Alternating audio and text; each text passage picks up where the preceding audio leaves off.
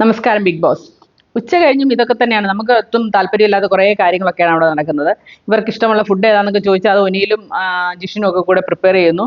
അതിനിടയ്ക്ക് ഒരു orange juice ഈ പറഞ്ഞ പോലെ ശോഭയ്ക്ക് കൊടുക്കുന്നുണ്ട്. അത് ടെസ്റ്റ് ചെയ്യാൻ കൊടുക്കുന്ന നമ്മുടെ ആര്യനാണ്. അത് ആര്യൻ കുടിച്ചു നോക്കിയിട്ടാണ് കുഴപ്പമില്ലെന്ന് പറഞ്ഞു കൊടുക്കുന്നത്. അതൊക്കെ എന്താണെന്ന് എനിക്ക് മനസ്സിലാകുന്നില്ല. ഇങ്ങനെയൊക്കെയാണോ ഒരു ഹോട്ടലിൽ നമ്മൾ നേരെ ഇങ്ങനെ ഗ്ലാസ് മുട്ടിച്ച് കുടിച്ചിട്ടാണോ ഇത് ഗസ്റ്റിന് കൊടുക്കുന്ന? സത്യം പറഞ്ഞാൽ അത് എനിക്ക് മനസ്സിലാകുന്നില്ല കേട്ടോ. അത് എനിക്ക് കണ്ടിട്ട് വളരെ രസകരമായിട്ട് തോന്നി. ശോഭ ആര്യൻ്റെ കൊടുക്കുന്നു, ആര്യൻ അത് കുടിച്ചു നോക്കുന്നു, കുടിച്ചു നോക്കിയിട്ട് കുഴപ്പമില്ലെന്ന് പറഞ്ഞ് അത് കൊടുക്കുന്നു.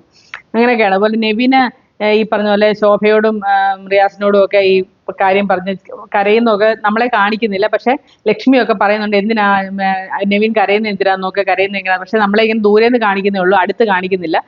സംഭവം ഇങ്ങനെ പറയുന്നുണ്ട്. ഈ ആദിലും നൂറയും ഒക്കെ ഉന്നയിച്ച കാര്യവും ഷാനവാസ് പറഞ്ഞതും പോയ പ്രവീൺ പറഞ്ഞ കാര്യമൊക്കെ ഇങ്ങനെ ഉന്നയിക്കുന്നുണ്ട്. അതേപോലെ തന്നെ അതിനകത്ത് വളരെ രസകരമായിട്ട് തോന്നിയത് ജിസേലിനോട് പാട്ട് പാടാൻ പറയുന്നു, അനീഷിനോട് പാട്ട് പാടാൻ പറയുന്നു.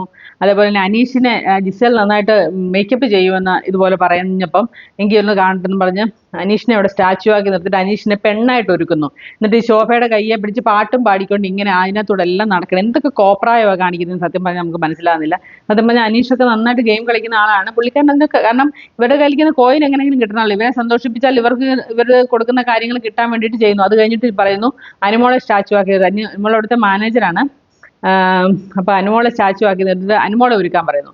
അപ്പോൾ ജിസേലിന് അന്ന് ജിസേലിൻ്റെ ഫോട്ടോ പ്രേതത്തെ പോലൊക്കെ ആക്കിയതിൻ്റെ ദേഷ്യം കാണിക്കാൻ ഒരു അവസരം കിട്ടിയത് ജിസേൽ. അത് നന്നായിട്ട് ജിസേൽ അവളെ പ്രാന്തിയെപ്പോലെ ഇവിടെ എല്ലാം കറുപ്പ് തേച്ച് പ്രാന്തിയെപ്പോലെ നമ്മളെ ഈ പ്രേതമൊക്കെ ഇല്ലേ അതുപോലെ ആക്കി അനുമോളെ അവിടെ നിർത്തിയിട്ടുണ്ട്. അനുമോളോട് ഇന്ന് മുഴുവൻ ഈ വേഷത്തിൽ പൊക്കോളാം. അനുമോൾ ഈ കറുത്ത ഈ ഡാർക്ക് സർക്കിളൊക്കെ ഇട്ട് ഒരു നമ്മൾ യക്ഷിയെ ക്രിയേറ്റ് ചെയ്യുമല്ലോ എന്ന് പറഞ്ഞൊരു യക്ഷി രൂപത്തിൽ അനുമോൾ അതുവഴിയൊക്കെ ഇങ്ങനെ നടക്കുന്നുണ്ട്.